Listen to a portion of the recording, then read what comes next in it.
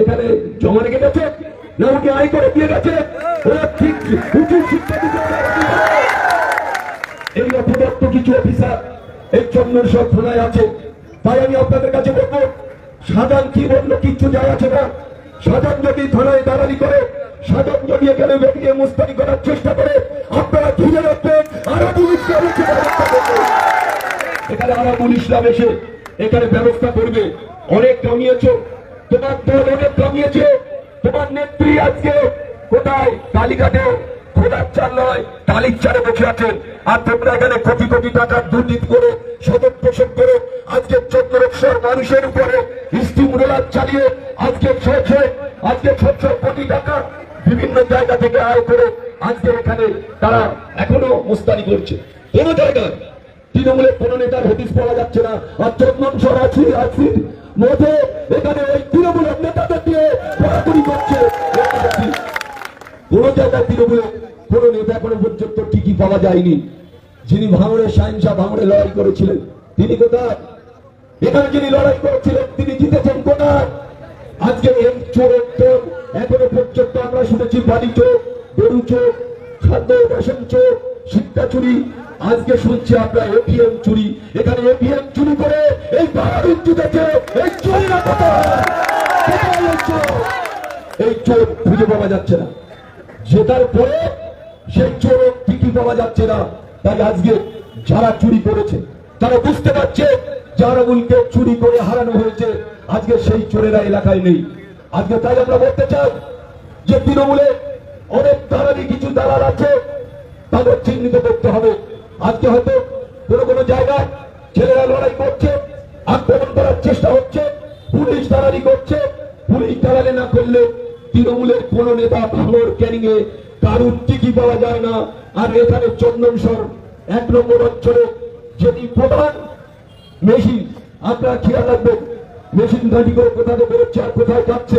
আরো তরুণের পিছন আপনারা লেগে থাকবে। কোথায় যাচ্ছে দুইটা কোথায় সেখান থেকে ধরে আনতে হবে। সেখান থেকে ধরে আনতে হবে। পুলিশ কতটা ক্ষমতা আছে ওদের বাঁচানোর চেষ্টা করবে। আমরা শুধু একটা কথা বলতে চাই, এই যে কোনো এই চন্দনেশ্বর থানার আছি এর বিরুদ্ধে মা বোনেদের নিয়ে আসতে হবে। আমি আর কি নিয়ে আসবে মা বোনেরা সেটা আমরা বলে দেবো। এখন আর বলে লাভ হবে না। আমরা যেদিন এখানে থানা ঘেরাও করবো সেদিন কি থাকবে মেয়েদের হাতে আর কি থাকবে ছেলেদের হাতে, সেদিন এই চন্দনসর থানার ওসি সেদিন বুঝতে পারবে। সেদিন বুঝতে পারবে যে আমরা তৈরি হয়ে আসবো। তাই সেদিন আসবো যেদিন, সেদিন ওকে এখান থেকে সরিয়ে ঘাড় ধরে পাওয়ার করে তারপর আমরা উঠবো। ওদের উদ্যন্ত কর্তৃপক্ষ না আসলে, এই অপরাধ থেকে না সরালে আমরা এখানে আমাদের অবরুদ্ধ হয়ে থাকবো। ঘন্টার পর ঘন্টা থানা ঘেরাও করে রাখবো। একটা সীমা থাকা উচিত, একটা ভদ্রতা থাকা উচিত। একটা ওসি একটা আইসি তার মিনিমাম মানসিকতা তার সঠিক নেই, বিচার করার ক্ষমতা নেই। তিনি শুধু আইএসএফ এর ছেলেদের দেখলেই ধরার তার চিন্তা ভাবনা আছে। রাত্রি করে বাড়ি বাড়িতে হুইল চালাচ্ছে এই থানার ওসি, তার নেতৃত্বে কিছু অফিসাররা। আমরা আজকে এখানে শুধু একটা কথা বলে গেলাম, আমরা বেশি না কিছু বললে সন্তান থাকবেন। আপনারা কোন রকম ভাবে কারুর কেসে ফাঁসানোর চেষ্টা করলে আমরা 1 ইঞ্চি ছেড়ে কথা বলবো না। ইতিমধ্যে কয়েকটা ছেলেকে কেস দেওয়া হয়েছে, কয়েকটা ছেলের উপরে মিথ্যে মামলা তাদের দেওয়া হয়েছে, মিথ্যে কেসে তাদের ফাঁসানো হয়েছে, মিথ্যে কেসে তাদের অ্যারেস্ট করে তাদের আনা হয়েছে, তাদের থানায় রেখে তারপরের দিন কোর্টে পাঠানো হয়েছে। আমরা শুধু আপনাদের বলবো, চন্দনসর মানুষ আপনারা অত্যন্ত দায়িত্বপূর্ণ নেতৃত্ব, আপনারা তো অত্যন্ত লড়াই সংগ্রামের মধ্যে দিয়ে আপনারা আছেন। আমরা জানি এখানে আমাদের স্বার্থ ঘাঁটি আইএসএফ এর, সেটা ওরা কিন্তু বুঝতে পারছে না। এখনো সেই পরিস্থিতি ওদেরকে জেনে রাখা উচিত যে এখনো কি আইএসএফ রাস্তায় নামলে সেদিন আর কোন নেতা কথা এই চন্দনসর থানা কেন এই এলাকায় কাউকে টিকি পাওয়া যাবে না, এটা জেনে রাখতে হবে। তাই আমরা আইএসএফ এর নেতৃত্ব আমরা একটা কথা বলতে চাই যে আমাদের লড়াই জারি থাকবে, আমাদের সংগ্রাম জারি থাকবে। আমরা মানুষের পাশে থেকে লড়াই করবো, মানুষ বিপদে পড়লে তাদের পাশে থাকবো। মানুষ যখনই যে বিপদ হোক আপনারা বলবেন, আমরা চেষ্টা করবো সঙ্গে সঙ্গে। আমরা দেখেছি সব ক্ষেত্রে, আমরা প্রতিটা ক্ষেত্রে আমরা লড়াই করছি, প্রতিটা ক্ষেত্রে আপনারা লড়াই করছেন, প্রতিটা ক্ষেত্রে আপনারা যেভাবে লড়াই করো সংগ্রাম করো আপনারা এগিয়ে যাচ্ছেন। আপনাদের পাশে আমরা আইএসএফ এর নেতৃত্ব সব সময় আপনাদের পাশে আছি, থাকবো। আপনারা দেখেছেন জীবনতলার মিটিং, হাজারে হাজারে আমরা তো মনে করি 50-60 মানুষ উপস্থিত হচ্ছে সেদিন। আমরা এই থানাকে অবরুদ্ধ করে দেবো, জীবন তোলার মতো মেয়ে দেবে এই ওসিকে এদের লজ্জা নেই, শরম নেই, এদের কোনো কথার দাম নেই। তাই আপনাদের কাছে বলবো, আপনারা প্রতিটা ক্ষেত্রে আপনারা নজর রাখবেন পুলিশ কতটা আমাদের পিছনে লাগতে পারে, পুলিশ কতটা আমাদের ছেলেদের অ্যারেস্ট করতে পারে, এটা আমরা কিন্তু দেখে নিতে পারবো। আজকে শাহজাহানের মতো লোক বেলুন সে কি করেছে, বেলুন কি উন্নয়ন করেছে আপনাদের এলাকায়। পঞ্চায়েত সমিতির সভাপতি ছিলেন, তার ছেলে প্রধান পকেটে বেশি নিয়ে ঘুরে বেড়ায়, থানায় এসে বসে এক গ্লাসে মাল খায় আসছি। আর উনি ভদ্রলোকেদের লাজ লজ্জা কিছু নেই, ওরা বলে জনপ্রতিনিধিও না। জনপ্রতিনিধি যদি ক্ষমতা থাকে, জিতে জনপ্রতিনিধিত্ব দেখাও, তাহলে বলবো যে তোমরা জনপ্রতিনিধি। তাই আজকে আমরা মনে করলে অনেক কিছু করতে পারি।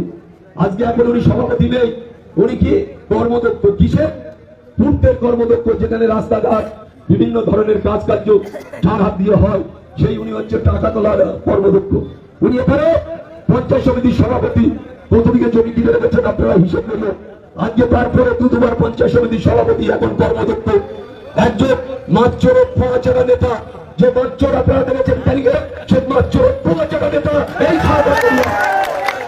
এই হচ্ছে মাত্র, যিনি দেখেছেন তো ভাইরাল হয়ে গেছে ব্যাপারটা গোটা বাংলা। এটা গোটা বাংলা নয়, ভারতবর্ষের সব জায়গায় মাছ চোরটা নিয়ে ড্যান্স চলছে।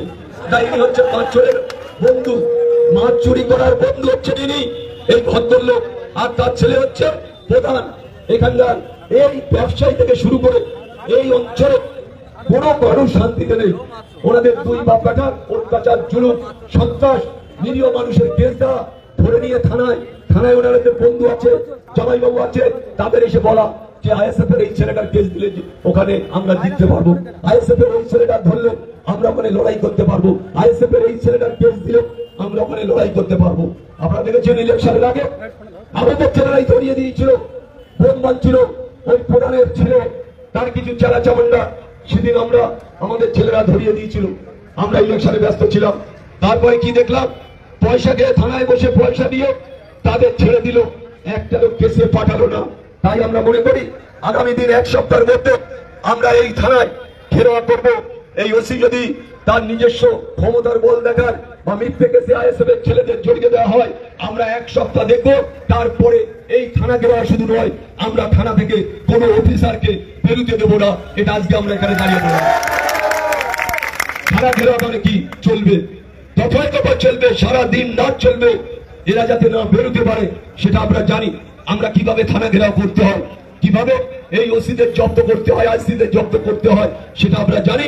আর সেটা আমরা আগামী দিন, আগামী এক সপ্তাহের মধ্যে যদি ভদ্রলোক ভালো হয়, সুস্থভাবে কাজ করে, মানুষের পরিষেবা দিতে পারে।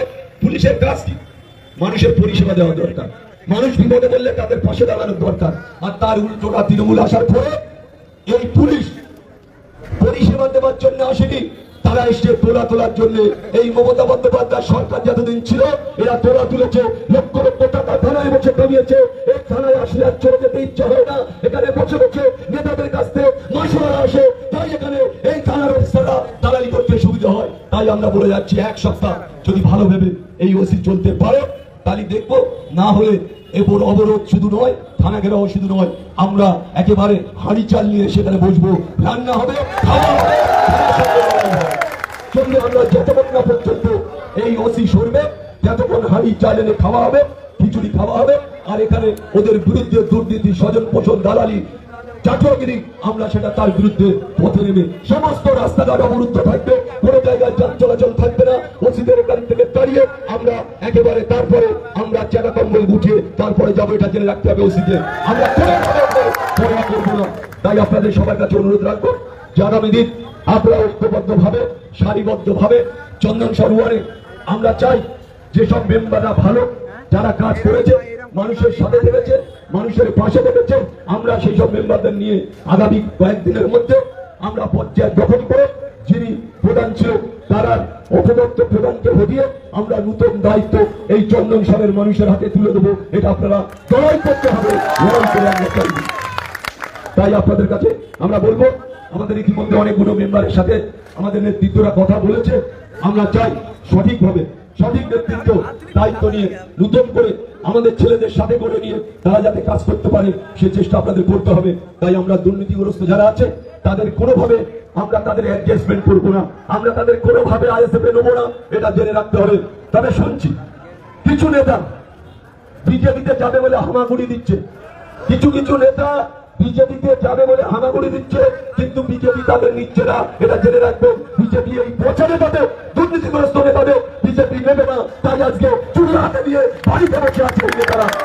তাই কিছু হারমাত, মমতা বন্দ্যোপাধ্যায়ের যে হারমাত, মমতা বন্দ্যোপাধ্যায়ের যে অহংকার, অভিষেক বন্দ্যোপাধ্যায়ের যে অহংকার, সেটা বাংলার মানুষ এবারে মমতা বন্দ্যোপাধ্যায় অভিষেক বন্দ্যোপাধ্যায়ের মুখে ঝামা বসে দিচ্ছে, সেটা বাংলায় প্রমাণ হয়েছে। তাই আজকে বলি যারাই তৃণমূল করছে তারা এখানে কোন রকম ভাবে তারা যাতে কোনো সুযোগ না পায় সেটা আমাদের দায়িত্ব নিতে হবে।